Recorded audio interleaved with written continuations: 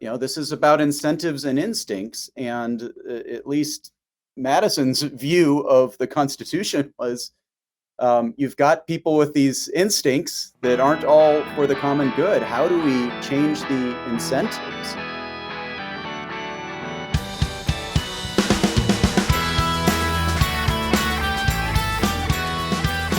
This is A New Angle, and I'm your host, Justin Angle. This show is supported by First Security Bank, Blackfoot Communications, and the University of Montana College of Business. Hey folks, welcome back. You just heard some new music from VTO and a new intro mix.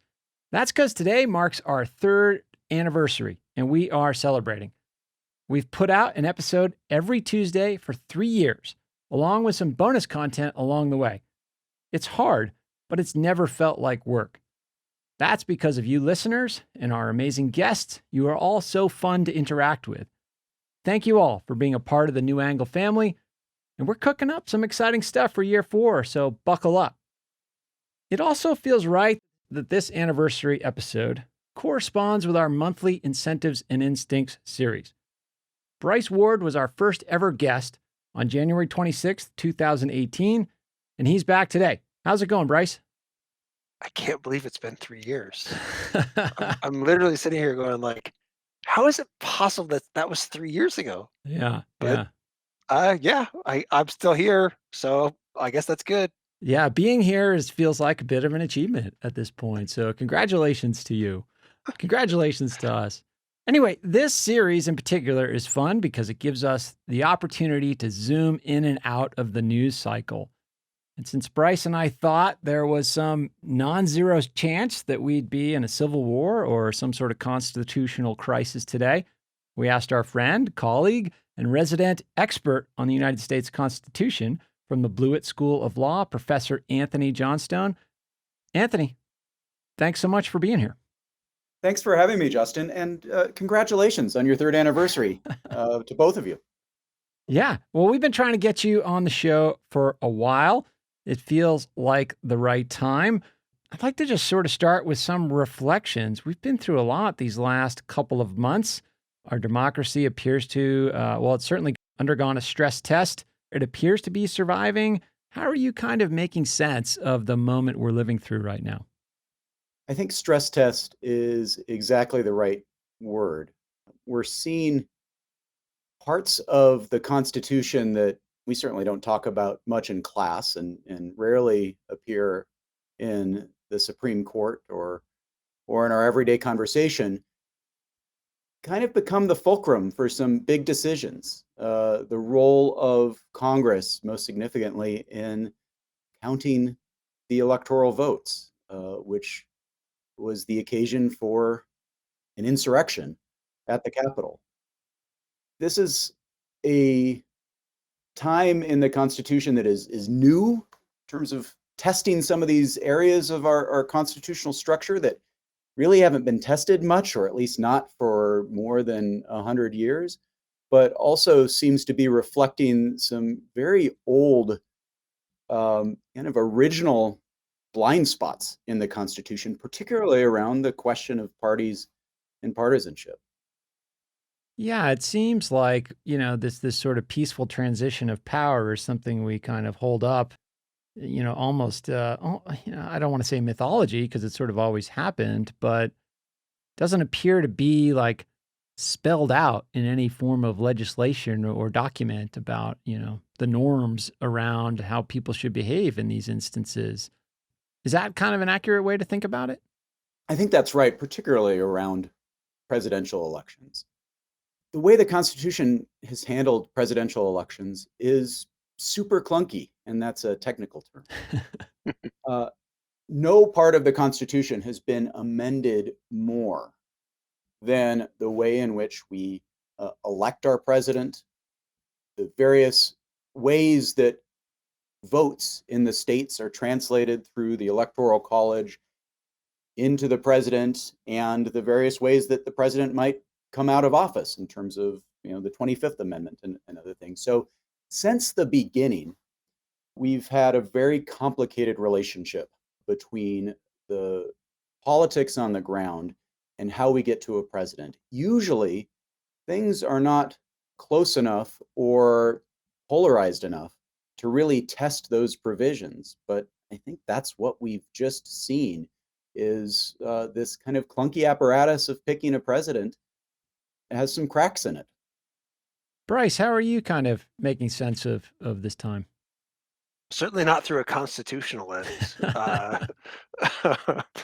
You know, I mean, I look at it, as we've discussed in previous episodes, my background has to do with, social networks, social norms, and things like that. And so I look at it from the norm perspective, and how much we rely on things which are not necessarily codified, and I'm not sure necessarily need to be codified, or in an ideal world wouldn't be codified, because we would all just be on the same page that unless you have very clear evidence, you don't undermine the democratic process, right? I mean, that is the most fundamental thing, right? We can talk about what it means to be an American and all sorts of other things about our identity and all sorts of things that we kind of, you know, have been held up and mythologized throughout at least my life.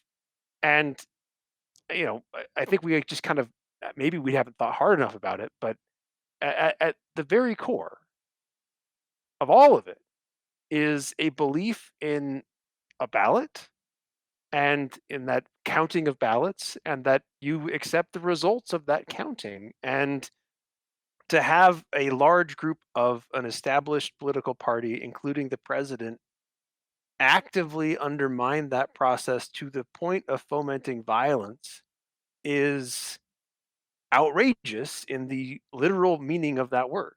It is outrageous. And we collectively as a society, if we're going to actually have a society, when particularly one that is based on all of the things that we have kind of upheld to be American, have to viciously put down and never allow that to happen again.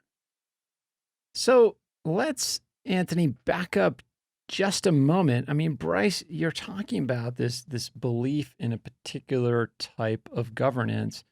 Anthony, can you give us a little bit of like political theory on why the Constitution is structured the way it is, what a constitutional democracy is, some basic kind of primer, so we sort of understand the basis for this belief system that Bryce was laying out there? Sure, and I should say that I agree with Bryce. I think that's all true. But part of understanding where we are and where we can go from here is understanding the way in which the Constitution constitutes our politics. And we'll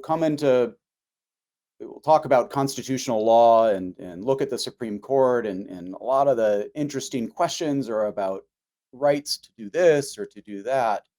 But at its bottom, by far the most important function of the Constitution is to create the space in which our politics takes place.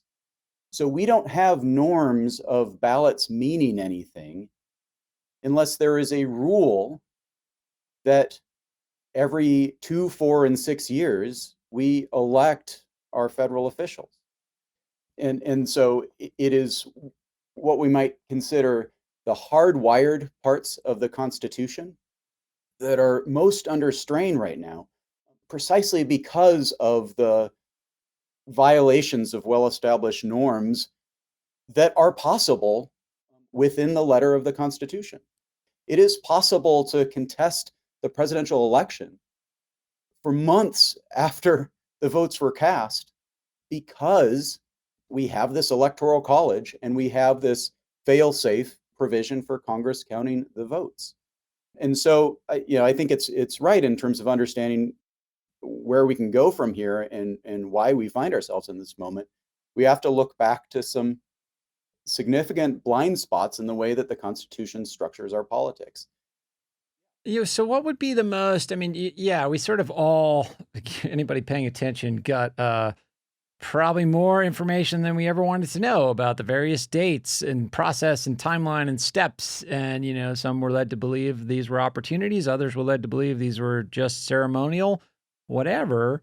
I mean, give us the most charitable interpretation of that part of the rules or code or law. I don't know where it lives necessarily, but like, what is the purpose of that long drawn out process and all those steps and dates? And it doesn't seem like it's a series of opportunities to object. It seems like a series of opportunities to maybe validate. Like, what's the best defense of that system?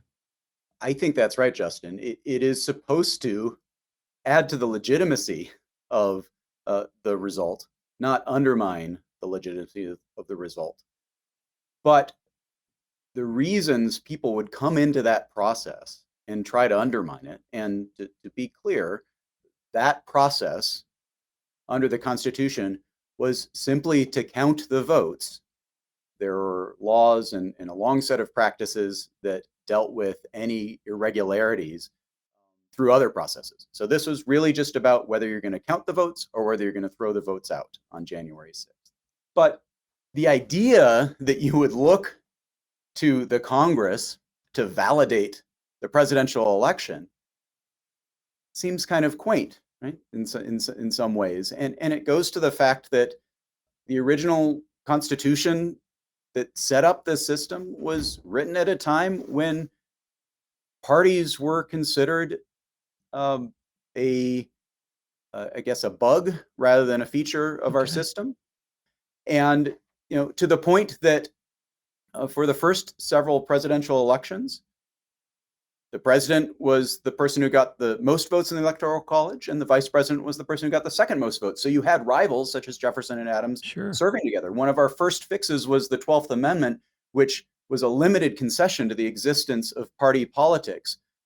But it would take more than a century for that party politics to evolve into the kind of partisanship and polarization headed by a president of either party that we see today, that puts so much power into that decision that people are willing to really put into question their constitutional oaths just to keep someone in power. So, Bryce, let's pivot to you. I mean, I share your passion and outrage. Really, I think about this moment sort of culturally and situated in a world where this is the theme of this series. It's like we've kind of gotten a lot worse, or I don't know if we've gotten worse, but we're not good at solving problems at a government level. Right now, we have a lot of problems, and we need to have a government that is doing good work to make progress. What does it say about our kind of state of affairs that a group of people are so fed up with government that they're willing to try to overthrow it? I don't think it says anything good. And we've obviously talked about this for multiple episodes now, and Yeah. I don't think when we had those episodes, I don't think it crossed my mind that something like January 6th was even possible. And yet, in retrospect, it was pretty obvious that that was highly likely. But, I mean, ultimately, this gets to problems of voice. So who has voice to say what, and how do we have that process of having a discussion? But I think maybe more importantly, it speaks to when we talked about this a couple episodes ago, democracy works in a rational context where people are using the rational component of their brain. And that means that they're interested in finding truth. And there's a set of institutions that help try and guide them towards truth that are not partisan, right? They're just literally trying to say, well, what is truth? And for whatever reasons, I think that's broken down, right? So what we see, we get to violence, and particularly violence over something that was obviously fictitious. You get to that when people are just, they're not interested in truth. And to be fair, it's not necessarily that they weren't interested. There were lots of powerful parties that made it very easy for them to believe something which wasn't true. Right. Right. And so that to me is where we have to maybe start working. is, how do we get to the point where, the logical inconsistencies here are, amazing, right? Only the presidential election was apparently stolen. There were thousands of other elections that occurred at the same day using the exact same ballots, the same counting processes, but only one apparently is at issue. Yeah, and those ballots actively elected a lot of the people who objected to the system. Exactly. Yeah. It's mind-boggling that we've got to a point where the amount of misinformation and hatred that is being spread in our society allows a large group of people to be so confused that they take violent action to storm the Capitol. I don't know how to deal with it given the First Amendment, but we have a problem, and that problem fundamentally stems from a breakdown of trust and a breakdown in our ability to kind of reach truth. Not to say that there's always truth, but there should at least be very basic truths like we have a process for counting ballots and it's pretty hard to tamper with it. It has a whole bunch of fail safes. And no, there weren't thousands of um, fraudulent ballots cast in multiple states. That's given what we know about how ballots our elections work, that's really hard to believe, and to just believe it because somebody, because you want to effectively, and a bunch of people want you to is, well, it's discouraging. And I don't, obviously we have to figure out what we do to try and solve both the trust and then the truth problems. Yeah, it's an interesting kind of conundrum, if you will. I mean, Anthony, you sort of described the system as it's designed as clunky, and another way to think about it is it's very distributed, like out to the states and then the counties and so forth, and like those properties of clunkiness like actually make it much more difficult, if not impossible, to sort of put together a systematic conspiracy at the level that's being sort of speculated. But on the flip side, those very attributes and arcane rules and weirdnesses and clunkiness sort of open it up and make it vulnerable to these suggestions of irregularities and so forth. So, when you think about designing a system from a legal standpoint, are those forces you even consider or balance? Like, how do you think about that? Well, the Constitution has given us a system that is distributed in terms of elections, and I think we have been lucky that no other country does that. No other country runs a national election through local election officials. But that, I think you're right, has made this most recent election more robust, and it's created the conditions for Republican election officials to validate votes for Democratic candidates. And in the past, it's done the converse, and that's been important.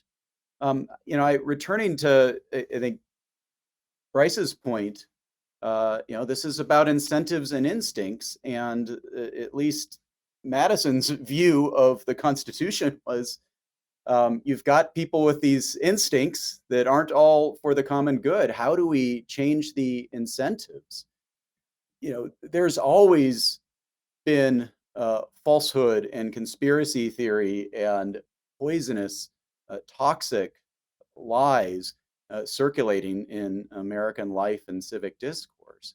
But what distinguished this, I think, as we've all recognized, is the extent to which our political leaders signed on to this in what was a play for power. Right. Why would they do that? What are the incentives there? I think the big part of it, and this is the cycle that needs to break if we're to move forward, is a system in which there is a disconnect between simple majoritarianism and electoral results for various reasons, the Electoral College, the Senate, the Supreme Court, and other things. That leaves a minority party and places the opportunity and incentive to capitalize on very thin margins in a divided country that you do by polarization, by pushing the other side further away or characterizing them as othering them, putting them outside of the mainstream, feeds a cycle of polarization, drives out your voters, and maintains what has been for decades now very thin margins, where in order to hang on to that margin, you will do or say just about anything to stay in power. And one of the things you do, and this is the cyclical part of it, is that you ensure that the other side, in particular the president, can't get anything done, so that you can feed the cynicism of the voters and just hold the score for long enough to get your guy back in there. That's where we are, where basically instead of having a separation of powers and Congress in its lane and the president doing their thing, to some extent the courts doing their thing, we have a separation of parties where where the incentives are there for everyone to try to run the table, take over the whole thing, because that's the only way you're going to get something done, Right. given the polarization that our politics and politicians have created, and so on and so forth. And we see that cycle has gotten worse and worse to the place we're in now. And obviously it's correct that we have to kind of identify, well, what are the incentives at issue here, and how do we correct those incentives? And as we talked about, I don't even know which one, we certainly talked about this issue of lack of small d democracy, and it certainly seems like that is part of the problem. And it just builds on itself, right? So I have to maintain power, and that means because of the media environment or whatever it is, even something that is totally common sense, makes sense to do it, whatever it might be, I won't do it, because if I do it, it means that the other team gets a win, Right. right? And I mean, that happens on big in terms of what happens in legislative, but it also happens in small, right? Like small little administrative decisions, that are being made at local bureaucratic offices. And it's like, well, no, that makes sense. And yeah, that, we're going to end up getting sued over this by somebody who doesn't like our decision. But we can't do that because, the other side asked for it. And, so it's this whole breakdown of the incentive to get back to, what we want, which is compromise and collaboration. And it's because it's so tightly contested, and that I do think that seems to be a big part of why we find ourselves in this particular doom loop, is elections keep being close. And there's just in that close election cycle, well, yeah, I can't do anything that might tip the balance, and so we just keep you know essentially shooting ourselves in the foot. And I don't know how to change that incentive. So somebody else will have to say, I can certainly talk about, well, how do we, fix the process of, participating in democracy, and how do we fix the process of civic engagement and all that kind of stuff. Those I think have solutions, but you know, the big anti-democratic parts of the process are the parts that are enshrined in the Constitution, like the Senate and the Electoral College, and so they're hard to change. Let's talk about that, Anthony. I mean, as you've kind of lived through this stress test, as we're calling it, that there's, I'm sure there's all kinds of hot legal takes on what we need to change. I mean, one view would be, oh yeah, this has revealed all these flaws that we need to fix. Another view would be, well, no, actually the system held. It's because it's a good system. What's your view? Do you think there's things that we need to consider changing? If so, what? Or do you think this was sort of a testament to the integrity of our kind of founding documents? Well, I'd like to be the optimist and say that in the end, as Bryce has pointed out, the courts rejected the claims of election fraud. That was an important turning point, frankly, an important talking point Mm-hmm. to get people to see the truth of what happened in the election. there are a couple things that Bryce brings up, and it will come back around to the local aspect, because one of the things that's happened as part of this, and I know Bryce has done work on political geography, is that in the past you could rely on states to balance things out, right? You would have some different ideas in the states. State officials would have different incentives, and in some places, in really critical places, we've still seen that hold up. For example, with the Republican secretaries of state in states that voted for the president, or in Georgia voted for 2 Democratic senators. So that's important, but that's rarer and rarer, because their incentives are now moving in lockstep with those of the national party, so that we see debated on the floors of state houses questions that are largely outside of their reach or power. A New Angle is supported by First Security Bank, Blackfoot Communications, and UM's College of Business. Access to capital, broadband, and education are 3 ingredients any community needs for success. Raging wildfires have scorched a record number of acres and killed at least 31 continues to climb from those people. devastating wildfires.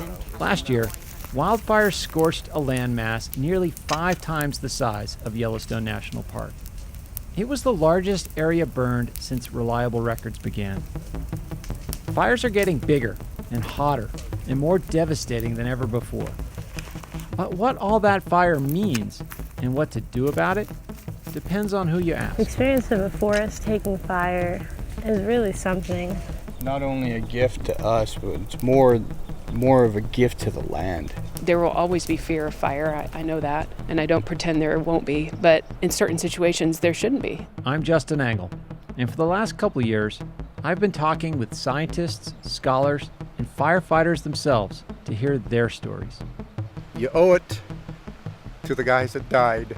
I wanted to figure out, how did we get here? We're going to knock fire out of the landscape. Remember, only you can prevent forest fires. It was a crazy ambition. And where do we go? It just, knowledge is freaking power. I'll talk about it in a calm way, but this is me hitting the panic button. Am I making any difference here with the science?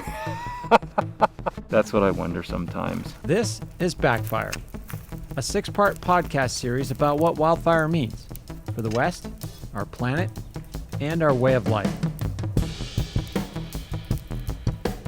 Coming February 23rd. Subscribe wherever you get your podcasts. Hey, this is Ryan Tutel of ESPN Radio in Missoula, and you're listening to A New Angle. So, and that's been another thing that's accelerated this polarization, is that there's not really a safe spot in politics. Maybe city council, right? Where you actually have to do something, but that's been another problem. Coming back around to the disconnect with respect to democracy, and thinking about some of the things that are on the reform agenda now. The Electoral College leads to is imperfectly aligned, to say the least, with the popular vote. The advantage has swung both to Democrats and to Republicans over time, but there are reasons to think that, and as long as that's the case, by the way, reform of the Electoral College is still on the table, right? Because if Republicans and Democrats are under a veil of ignorance, in other words, if they can't know whether their ox will get gored by a particular reform or not, then they might be willing to work out a deal and compromise and fix some of these things. The same with the Senate, right? The Senate has swung back and forth in the past. The real risk right now is there seems to be some trends in political geography and the way in which Democrats tend to live and continue to migrate into heavily populated, dense population centers, and Republicans remain spread out, both within a congressional district level and at a state level, rural, urban state level. We might be seeing a really dangerous possibility that that one party has a durable structural advantage in politics, and so therefore could continue to win elections and govern with a smaller and smaller share of the popular vote. In order to get over that, you're talking about it's not enough to win majorities. You're talking about having to win bigger and bigger majorities. Whether it's the president, the Senate, you're talking about having to win by 4, 7, maybe 10 points. You have to win a landslide just to govern by very narrow margins, as we've seen in the most recent elections. That is a concern, and that is likely to be one of the major obstacles to any democratic, small d democratic, and also big D democratic reform, because the other party does not have the incentives to play ball if they benefit from the current structural advantages of the Senate and the Electoral College, and let's not forget the court. Indeed, and one of the sort of pieces of that that's sort of hotly debated right now is the filibuster. The latest reporting is that Mitch McConnell, now technically minority leader, is trying to hold up the rules-making process to ensure that the Democrats don't get rid of the filibuster. So this is a contentious issue. Getting rid of it willy-nilly surely has major consequences, as we've sort of seen play out with different appointments and Supreme Court nominees and so forth. How are you both kind of thinking of the filibuster right now? Anthony, is it a democratic institution, the filibuster, or is it sort of this silly rule that we've just sort of held on to for many years? It is not a democratic institution. It's nowhere in the Constitution. It's a deliberative institution, and so for purposes of deliberation, it has at times performed that function, but overall, it has a pretty ugly history of when it's been used to hold up civil rights, for example, has been some of its most famous uses.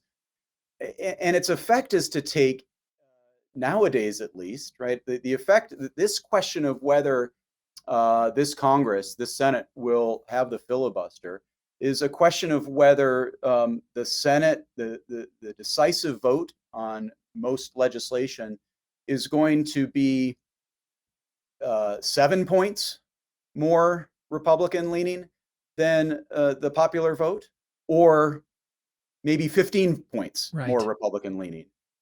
So it basically is about what extent do we require a supermajority to govern, or conversely, you just flip it around, to what extent are we going to allow a political minority to block reform? That's the debate on the filibuster. But of course, we have to remember one of the reasons we're in here is the Democrats had in an act of what the scholars call constitutional hardball, right? The Democrats were the first to lift the filibuster around certain appointment processes. So it is a momentous change, both because the stakes are so high in terms of readjusting the Senate to be more reflective of popular majorities in the American electorate, but also in terms of the potential, exactly because of that, the potential stakes of the minority party being structurally locked out of power that could cause them to find other nuclear options that might be out there. And that's a really tough spot that the Majority Leader Schumer is in as he works this out.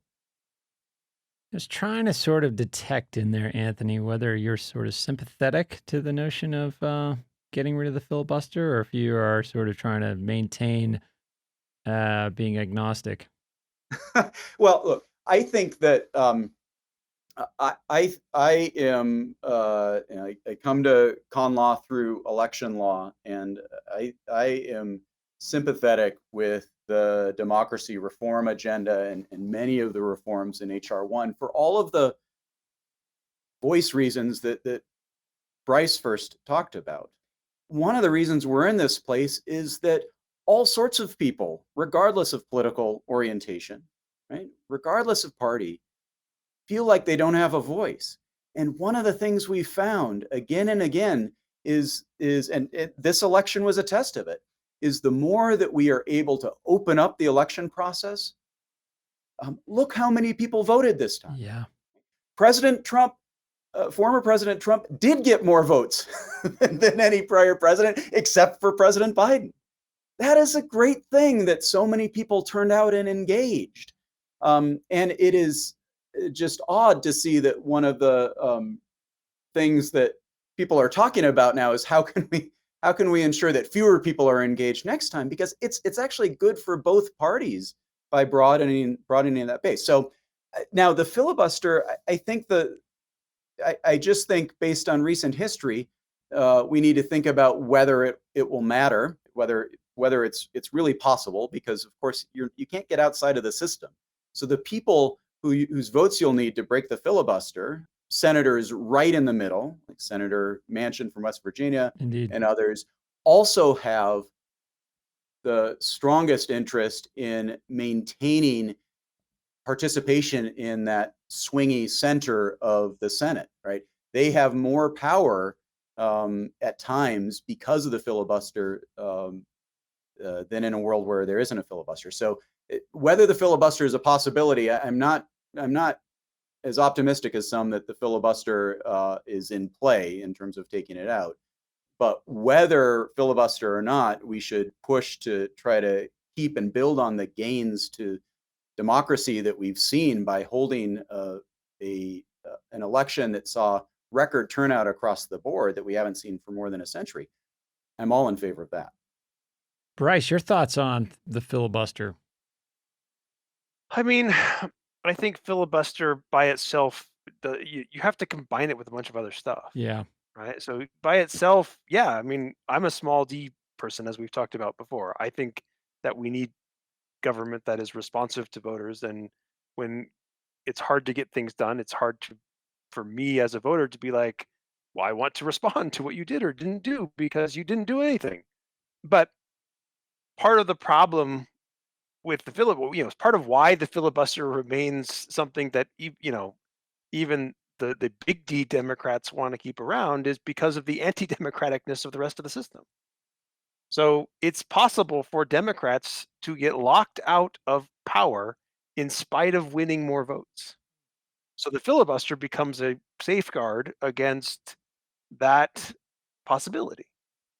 And, so if you had a system where the Electoral College wasn't as skewed, where House districts weren't heavily gerrymandered, where people could vote in ranked choice voting so that they, could pick moderate people as opposed to extremists, all sorts of things, right? And so, yeah, like I think the filibuster is an impediment to a whole bunch of reasonably good ideas, but it would be a lot easier to get rid of the filibuster if you knew that the rest of the government was going to actually be accountable. And so to me, we need the whole suite of electoral reforms that go from, if we're not going to get rid of the Electoral College outright, we at least need to make the House of Representatives a lot larger so that the Electoral College become, the Senate votes in the Electoral College get weighted down and the House votes get weighted up. We need what we now have in Alaska and Maine, which is ranked choice voting, potentially coupled with multi-member districts and proportional allocation and a whole bunch of stuff that allows that. It's one thing to allow people a voice on Twitter or whatever it is, but the more important voice is, how does my voice matter in the ballot box, right, in terms of how does that then translate into representation and governance? And right now, I don't think that process is well, it's not operating well. And if we got it operating well, maybe we wouldn't need to talk about the filibuster, or maybe it would be a lot easier to get rid of the filibuster because we could count on the process of the voting, the ballot box to, correct things that we don't like. Because right now, I think a lot of people feel like, well, if something bad happens in Congress, I won't be able to, my voice is basically irrelevant in trying to get that overturned or changed or not happen in the first place. And so to me, I think that's where it has to start. It has to start with getting voice into the people, and then allowing that process of giving us the people, ideally also kind of working with what I talked about earlier, a civic process which gets us so that we the people not only have the power to vote, but also the mindset and the information that we need to do that, in an informed manner. But it's easy to focus on the filibuster because it's the actual barrier, but it's part of a larger system that ultimately would be a lot easier to deal with if we dealt with the rest of the system. Of course, the problem is that we can't deal with the rest of the system and pass things like HR1 because of the filibuster. So I don't know. Yeah, it's a real Gordian knot. So, one other sort of just troublesome issue that deals with incentives and instincts, and one where, the right move from a strategic and political standpoint is not so clear, is impeachment. We're in this, I don't know, Anthony, you're the expert, but it doesn't seem like impeachment was a sort of process conceived to occur largely after a president or an elected official has left office. Does that even make sense? I know there's some, arcane case law that supports that you can do it when somebody's left office, but yeah, I mean, explain the legal moment we're in with regard to President Trump and the impeachment articles that I think were delivered from the House over to the Senate today. I think I'd read that they might be going over Monday. Okay. Takes a while to cross across the right. the Capitol building, I guess. Right. Extra security these days. It is important when we talk about we the people. The Constitution constitutes we the people. It constructs it in many ways, but it is important to pick up on Bryce's points that most of this stuff isn't in the Constitution. It is stuff that politically courageous people responding to an active citizenry who are pushing them to do the right thing. It's something that we can get done. That's true of the filibuster. That's certainly true of the democracy reforms in House Resolution 1. And there's in some ways a silver lining to the general breaking of norms, right, around this area, is that most of these are just political norms and views that might be a little more flexible now going forward. Now, you talk about the filibuster. When you're talking about impeachment, you got to get to 67 senators. A year ago at this time, I was at the Senate trial. And it was amazing to see everyone gathered there and listening to the evidence and working their way through it. But the outcome was preordained. Sure. We kind of knew how it was going to end. I haven't seen a lot that would suggest that that 2/3 of the Senate would convict, but I think it's a possibility. Now, we are dealing with a president who's out of office. This is about a part of the Constitution that says that you can remove someone from office, but that you can also disqualify them to hold any office in the future. And it's that latter part that is the basis for an impeachment and not removal. Removal's off the table. Former President Trump has left the building, but disqualification from future office. That's the suggestion. And there is historical precedent, not with presidents. We've never removed or convicted a president under impeachment in our history. But in other offices, there is precedent to try and punish by disqualification officers of the United States under the Constitution. Yeah, I mean, it would seem, I'm trying to sort of think this through. We should probably, Bryce, one of your game theoretician friends should join us one of these episodes. I'm trying to think it through. Like, it would seem like McConnell has a lot of reason to sort of just move on from Trump, to sort of excise that piece of the party and reconstitute some sort of a coalition, if that's possible. And then, I think a particular cynical take would be like, if you're a Cruz or a Hawley clearly positioning for a presidential run, if you can take a Trump off the board for 2024, that might be a useful move, although you might not be the one to have your fingerprints on it. Bryce, how do you sort of feel about this from a, like a game theory standpoint? Like how do you think these actors are thinking about it? Well, look, in an ideal world, this would not be a question of politics. Sure. Right? In an ideal world, this would be a question of is and isn't acceptable behavior within our political system, regardless of party. Right? And so that's the frame that I tend to look at it from, which is, look, if there are actions that we do not want to see happen, we need to have punishment for those actions, right? We talked about that 2 or 3 podcasts ago, right? There has to be accountability for people who do things which we think are bad. And I think undermining elections and inciting insurrections are bad. And there has to be a mechanism for punishment so that we get the incentives right the next time. So that, people are doing, when they're engaging in the political process, when you're making a decision to, undermine or stoke, feelings that might lead to violence or an insurrection, you have to do so knowing that there will be consequences for you, regardless of the letter that they put underneath your name. Right? There has to be some things that we hold up and say, these are allowed and these are not allowed.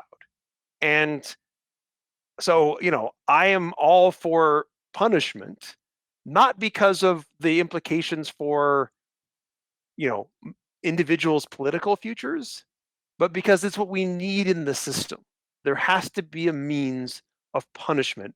We can no longer live in a system in which, well, you're on my team, it doesn't matter what you do. Right? Because that's basically what the Trump presidency was. A whole lot of, if anybody else had done this, or if anybody on the opposite side had done it, we would have said, oh, no. Republicans would have been absolutely out of their minds upset about it. But if it's their president doing it, if it's a president of their party doing it, well, we can't say anything because that might upset some of his voters. And that system, that's a toxic system, right? There has to be accountability for certain behaviors. That's not to say that, there needs to be accountability for things that we can just disagree about, like what level the minimum wage should be or what taxes should be.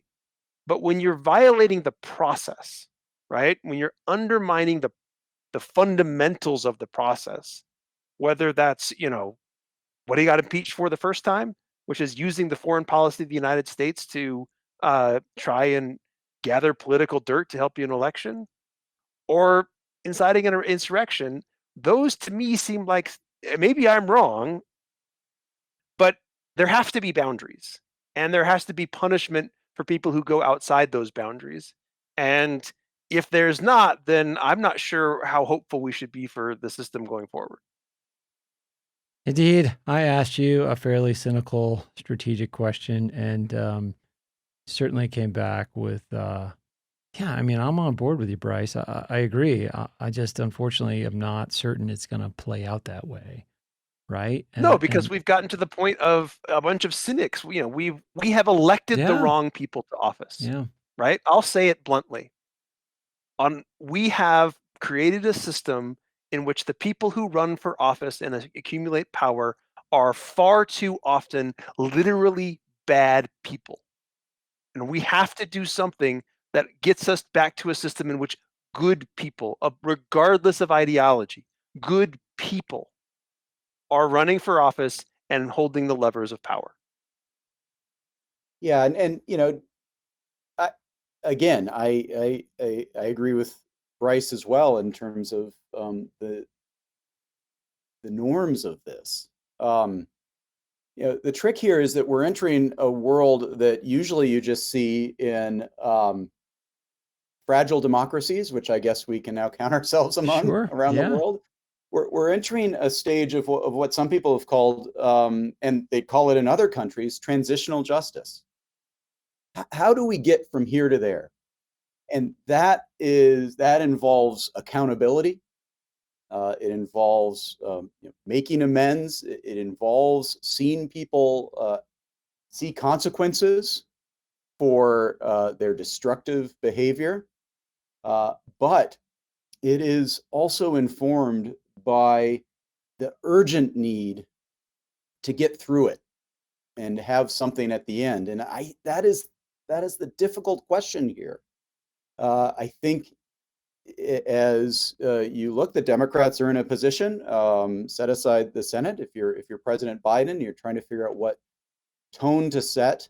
Look, you can push the accelerator and hope to turn things around quickly enough and hold people to account and clean house, and pray that snaps voters out of it, or at least enough of them, to see that we can do good things together. We can prosper as a nation. There's a good opportunity coming out of the pandemic. That's one possibility. But there are risks, and those are risks that are positively harmful and destructive to the future, because there are people on the other side, and they have political power that they will wield in just 2 years' time. The other option is to actually sincerely look for compromise and bide time and hope that tempers cool. That's certainly been President Biden's message. I'm not sure what his internal strategy is, right? But that's the right thing to say right now. And it is so hard as a matter of transitional justice, of getting from here, this mess we're in, to there, out of this mess, to know what the right call is, when precisely because we are a democracy. We can't just say that you're wrong, we're right, we win, we're going to take all the marbles. There's going to be an election in 2 years. There's going to be an election 2 years after that. And I would hope, and I think that our leaders are wrestling with exactly those questions of what's it going to take for us to get out of it. I don't know what the right answer is, and I think either of those options are possibilities. But boy, is it a quandary for our democracy to figure out what the next step is, and how hard to push on cleaning house and getting us turned around back on the right track, given that the electorate is so closely divided. Well, let's hope that enough people are committed to at least wanting to figure out the right answer. You might not agree on what it is, but sort of knowing that a potential correct answer is out there and working toward it is important. We got a couple kind of quick hits to do before we get out of here. But we got a listener question, Anthony, that I think is well suited for you. It comes from Jonah. Hello, my name is Jonah. I live across the river from DC in Arlington, Virginia, and I was hoping you could talk about what kind of circumstances would constitutionally justify an armed insurrection of the Capitol, if any. And relatedly, does the Constitution's system of checks and balances clarify how the branches of government must respond to an attempted coup? Thank you. Well, thanks, Jonah, for that question. No set of circumstances justifies an armed insurrection of the Capitol, constitutionally speaking. By the time people are in the street and are acting violently, it means politics has failed, and it means the Constitution's job of sustaining politics has failed. So that would be a true constitutional crisis where we're not going to find the answers in the Constitution. And we saw what that looked like, got a quick glimpse, and should all be grateful that we so quickly, within a matter of hours, through the courageous leadership, which is increasingly rare, of Congress, that they got things back on track and certified the vote. On the second part of the question, checks and balances, how government must respond to an attempted coup. Well, it kind of goes back to the impeachment question. The Constitution does provide a self-defense mechanism of every branch. That's part of the checks and balances. And so, if Congress is working correctly, if a president is leading an attack on the Capitol, then impeachment is the remedy, right? It gets trickier with respect to insurrections, and we actually saw this. This was actually a big problem in those early afternoon hours in Washington, D.C. during the insurrection. Insurrection appears in a few places in the Constitution. First, the Constitution says that the United States shall protect each state against domestic violence. In this case, right, we think about an insurrection or an invasion. The problem, of course, is that when it happens in DC itself, DC is not right now a state. And so there were complications in even calling forth the National Guard. It is incredible irony of our system that our seat of government does not have representation in Congress, even when it was up to the cops on the beat in Washington, D.C. to save Congress, where they had no voice. The other place where they respond to the Constitution speaks to insurrection is in the post-Civil War amendments in the 14th Amendment. And this is being talked about as an alternative to impeachment or a complement. Section 3 of the 14th Amendment, you had to deal with the rebels. And the fact that you had both state and federal officials, former cabinet officials even, turn on the Union and the Constitution. That provides for the disqualification of anyone who swore an oath to uphold the Constitution and violated that oath. We've already seen one state legislator who participated in the insurrection resign. Some of the questions now are about either the president or members of Congress who played a role in creating the conditions for the insurrection, who incited it. That is one of those areas of the Constitution that haven't been stress tested yet, but the words are there that provide us some self-defense against people who swore an oath to the Constitution, sometimes just weeks before, and then went ahead and violated it by trying to throw out valid votes. So we'll have to see. We'll have to see. Thank you, Anthony. Our final segment, which is sort of in line with the notion of having to see, is predictions. Anthony, at the end of these Incentives and Instincts episodes, Bryce and I offer predictions as to what might happen in the month between now and our next gathering. You can go out a little further with that. Would you like to join us in a prediction? Oh, sure. Although I note, Justin, that your last prediction was a Twitter ban for President Trump, and you were only a couple of weeks off of that. So. I know. They did it before my prediction. Who would have thought? Well, I don't want to go first. Okay, Bryce, you lead off. What's your prediction this month? I'm going to go optimistic. I'm going to predict that we're going to see acceleration of vaccination. So hopefully we will start doing better than we've been doing. And, we get many more people vaccinated in the next month. I like that prediction. I hope it comes true. I certainly can't see deceleration as a possibility. Anthony, how about you? Well, yeah, I'm with Bryce, and I'm quite hopeful that the president's 100 million shots in 100 days is a low ball, and I've seen some positive indicators that it might be, that we might end up ahead of that. I guess my prediction would be that we will see President Biden bring his agenda into Congress after a failed impeachment of the president, and that we will very quickly know whether we're entering a new era or not. I guess my best prediction is that we're going to see some honeymoon period where majorities in the Congress, with or without the filibuster, are going to sign at least some significant elements of the president's program with the kind of reasonable compromises that we expect and used to see all the time. Awesome. Both predictions in line with a government that is more oriented toward solving problems and hopefully more effective at solving problems. My prediction, it's a bit of an informed prediction. I predict transformative changes to A New Angle in the coming months. So stay tuned for that. Again, this is our 3rd anniversary. I can't think of a better crew to celebrate it with. I have to give a special call out to my partner in crime on this show. It's Jeff Meese. He does so much of the sound work behind the scenes and assembling the mix.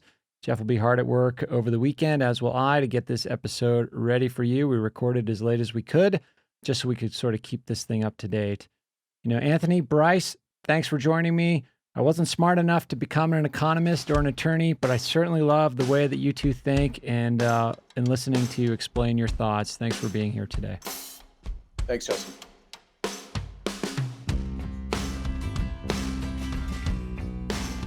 Thanks for listening to A New Angle. We really appreciate it. A New Angle is presented by First Security Bank, Blackfoot Communications, and the University of Montana College of Business, with additional support from Consolidated Electrical Distributors and Drum Coffee. AJ Williams is our producer. Jeff Ament, John Wicks, and VTO made our music, and Jeff Meese is our master of all things sound. If you have any questions, suggestions, comments, insults, whatever, please email me at anewangle@umontana.edu. And if you like what you heard, tell your friends about us. Thanks a lot. See you next time. Ha, you thought you were done with me, but not quite yet. Our friends at Vi Thompson Overdrive have a new album out, Pandemina, and they graciously shared some tunes with us. The track you heard in our new intro is titled Secret Hug Club. Have a listen to the full track with vocals right now.